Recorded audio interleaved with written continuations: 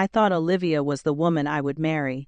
After 2 years together, I had already started planning the proposal, but there were signs I chose to ignore.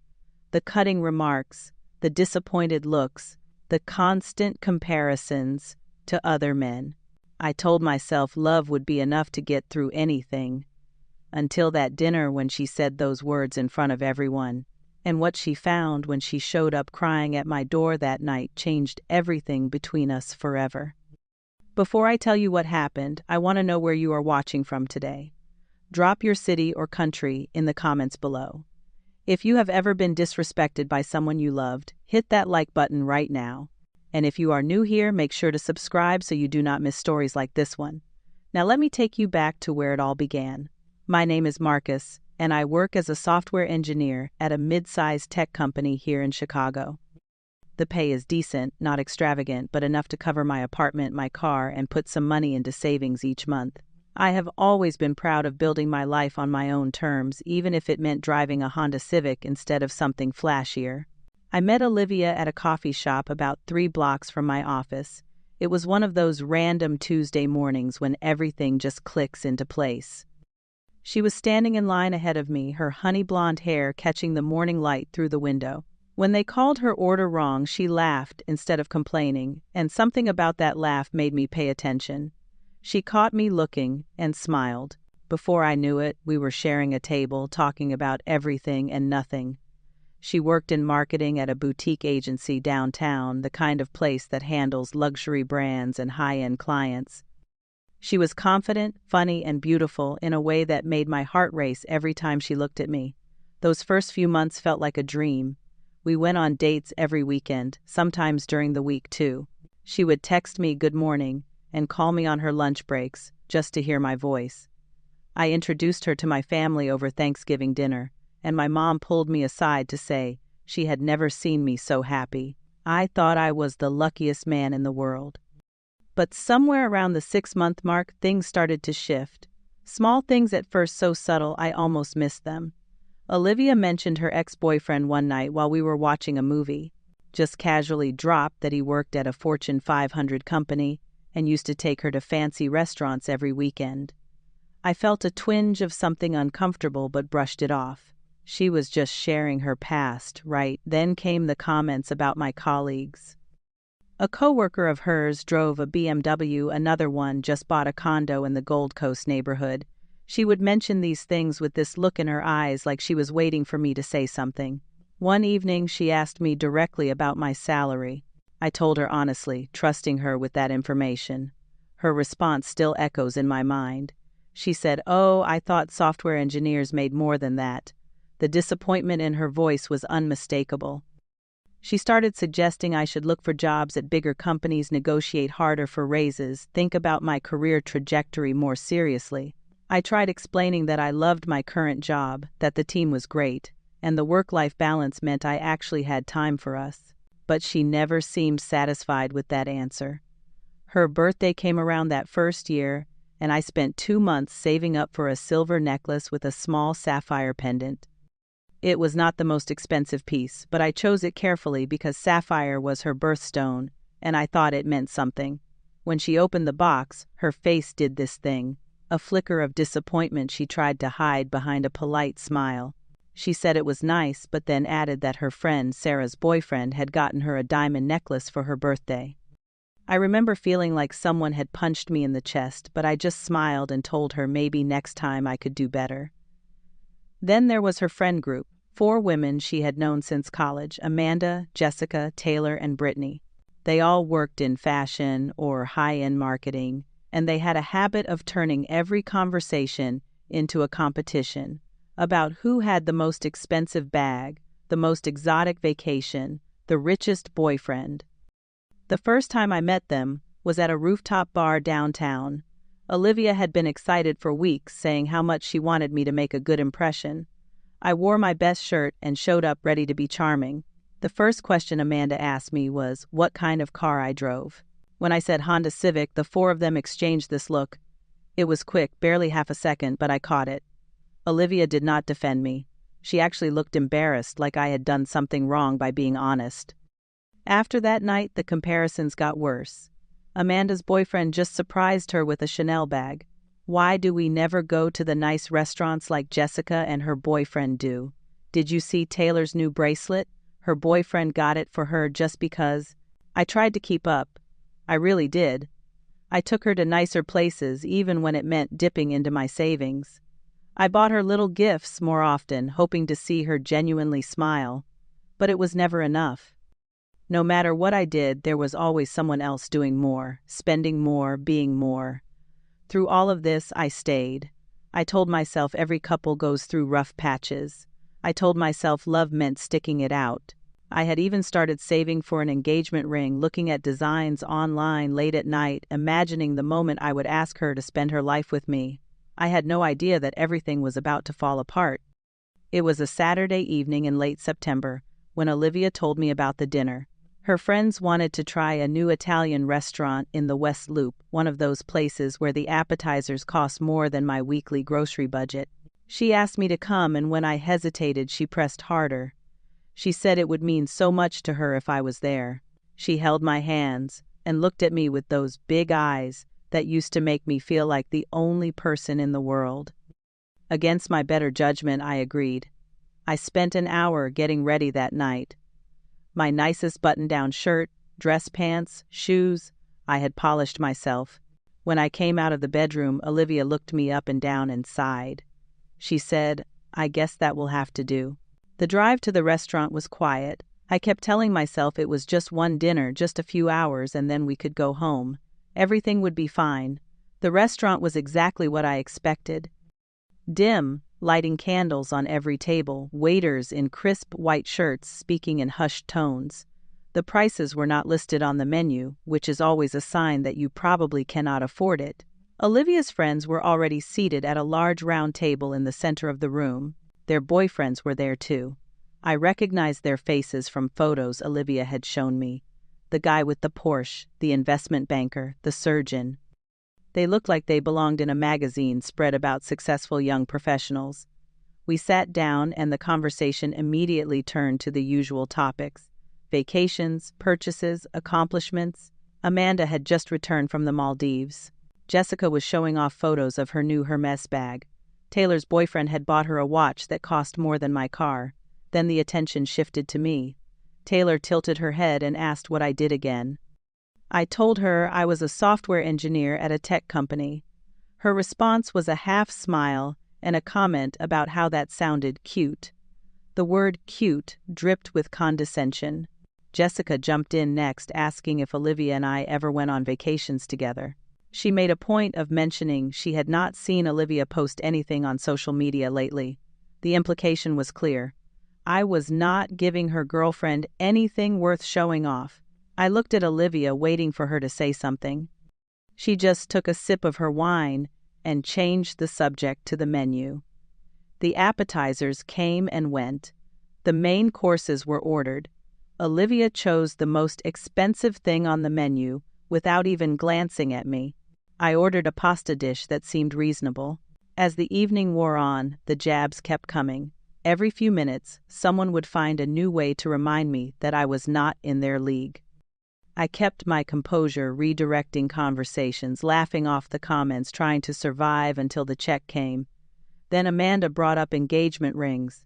She held out her hand to show off a massive diamond, announcing that it was 3 carats. The table erupted in congratulations and admiring gasps. She turned to Olivia with a smirk and asked when I was going to propose, or she added with a laugh, "Can he even afford a ring?" The whole table laughed. Every single person at that table, including Olivia. My face burned, but I stayed calm. I told myself it was just a joke, that they did not mean anything by it. But then Brittany leaned forward and asked Olivia directly why she was still with me. The table went quiet. Everyone looked at us. This was the moment Olivia could have defended me. She could have said something kind, something loving, something that showed she valued me as a person. Instead, she looked straight into my eyes. Her voice was loud enough for the tables around us to hear. She said, "You know what? I have been asking myself the same question." Then came the words that broke everything. "You cannot even satisfy me, let alone provide for me." The silence lasted maybe 2 seconds before the laughter erupted. Her friends, their boyfriends, everyone at that table thought it was the funniest thing they had ever heard. Something shifted inside me in that moment. It was not anger, not exactly. It was clarity. 2 years of overlooked insults, swallowed pride, and ignored red flags suddenly crystallized into perfect understanding.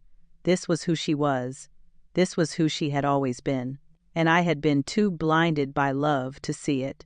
I calmly placed my napkin on the table. I signaled the waiter and asked for a separate check for my meal only. The laughter died down as everyone watched me stand up. I looked at Olivia one last time. Her smirk was fading, replaced by confusion. I told her I hoped she found what she was looking for. Then I turned and walked out of that restaurant without looking back. I heard her call my name, but I did not stop. I kept walking through the restaurant, past the hostess stand, out the front door, and into the cool September night. My hands were shaking as I unlocked my car, but my mind was completely clear. I drove home in silence.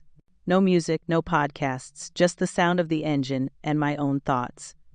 For the first time in 2 years, I felt like I could breathe.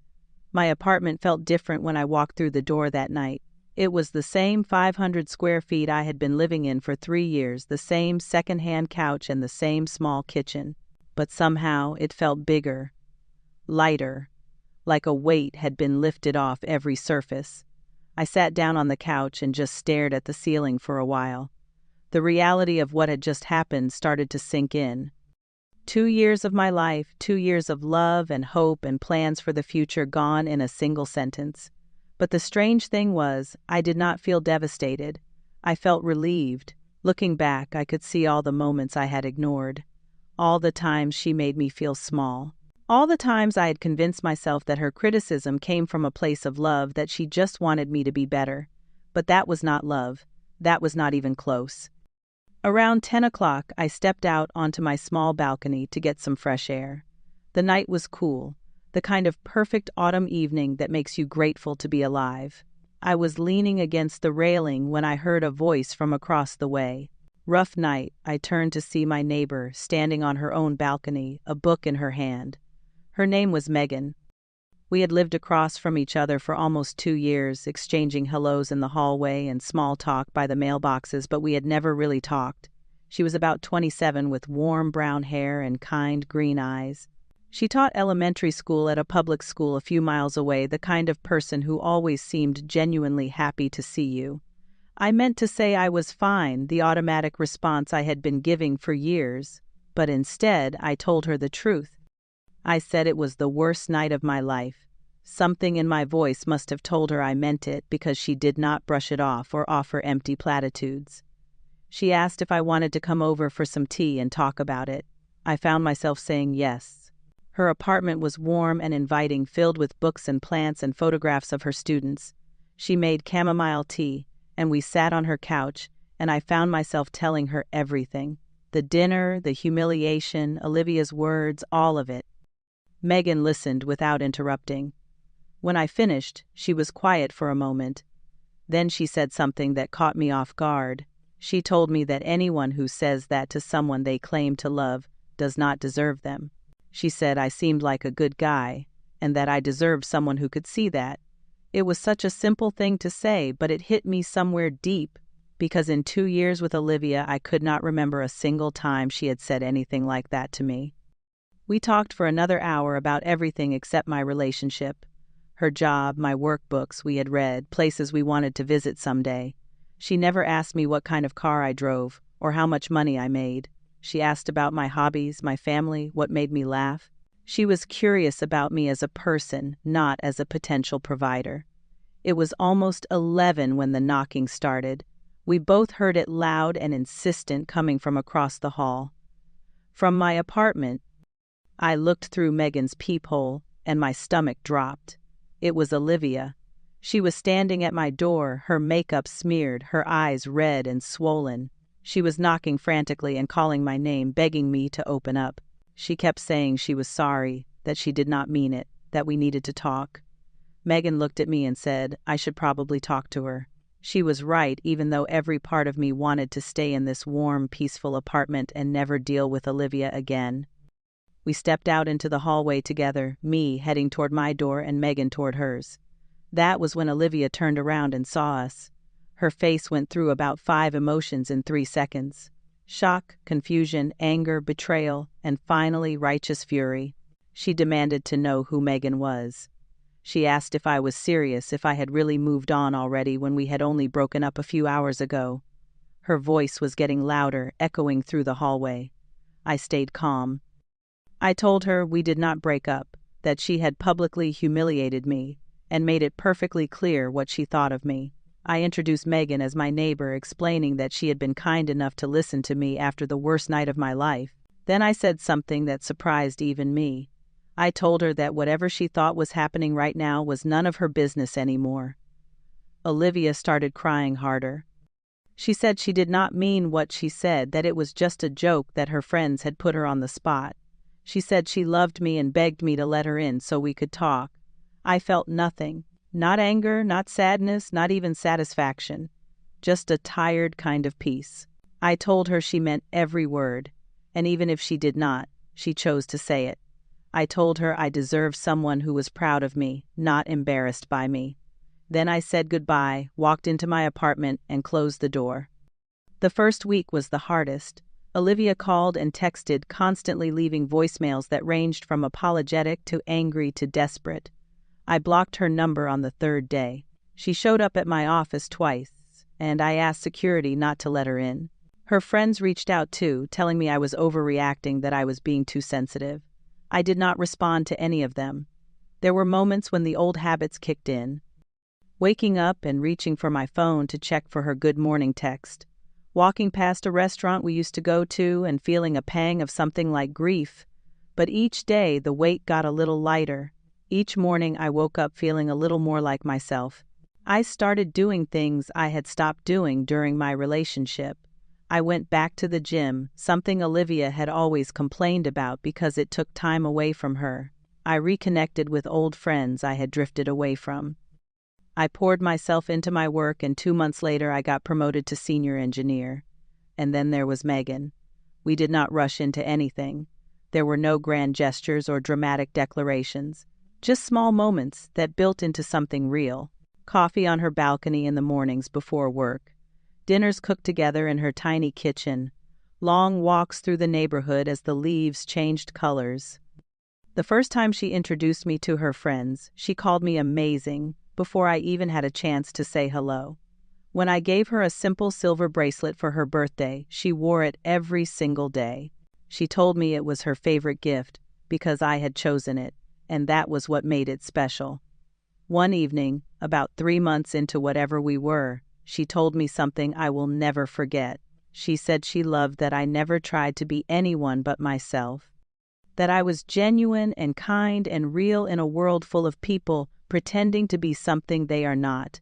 I realized then that this was what love was supposed to feel like. Not a constant performance, not an endless striving to be enough. Just 2 people who appreciated each other exactly as they were.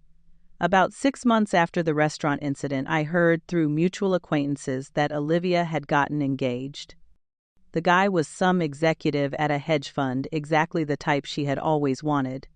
3 months after that, I heard the engagement was off. Apparently, he had been cheating on her with his assistant. A few weeks later, Olivia sent me a message. It was long and emotional, saying she had made a mistake and asking if we could try again. I read it once, then deleted it without responding. She was not my problem anymore. She was not my responsibility. And honestly, she was not even my memory. She was just a chapter that had ended, making room for something better.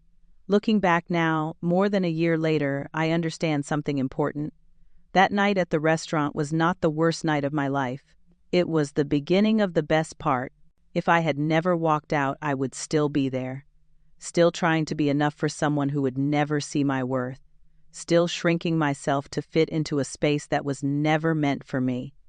Sometimes the most loving thing you can do for yourself is leave. Pay your own bill, stand up and walk out the door. Not in anger, not in revenge, but in quiet recognition of your own value. The right person will not make you feel like you need to prove yourself. They will see you, truly see you, and know that you are enough. Not despite who you are, but because of it. So if you are watching this and you are in a relationship where you constantly feel like you are falling short, ask yourself something. Are you really not enough? Or are they just not the right person to see your worth? Sometimes the answer is waiting right next door. I want to ask you something. Have you ever walked away from someone who did not value you? How did it change your life? Drop your story in the comments below. I read every single one, and I know your experience could help someone else who is going through something similar right now. If this story touched you, please hit that like button and share it with someone who might need to hear it today. Subscribe to the channel so you do not miss more stories like this one. And remember, your worth is not determined by someone else's inability to see it. Thank you for watching, thank you for listening, and thank you for being here. I wish you the courage to know your own value, the strength to walk away from anyone who does not see it, and the faith to believe that something better is always possible. Take care of yourselves. I will see you in the next one.